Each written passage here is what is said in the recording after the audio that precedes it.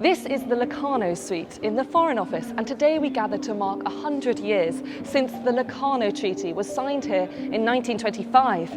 It's a pretty incredible building. The architect of the new Foreign Office was George Gilbert Scott, and he designed this magnificent suite of 3 rooms known as the Locarno suite. He said it was to create a kind of national palace or a drawing room for the nation. But perhaps the most important event which took place here was in 1925. The Locarno Pact was the collective name for a series of treaties that fostered a brief era of peace and stability in post-World War I Europe. It was discussed at Locarno in Switzerland in October 1925 and officially signed in London in December 1925, in this very room.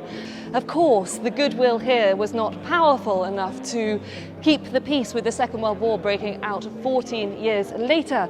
The British diplomat Harold Nicolson later wrote that the heavenly alchemy of the Locarno spirit, the triumphant splendour of those autumn days, did not prove of long endurance.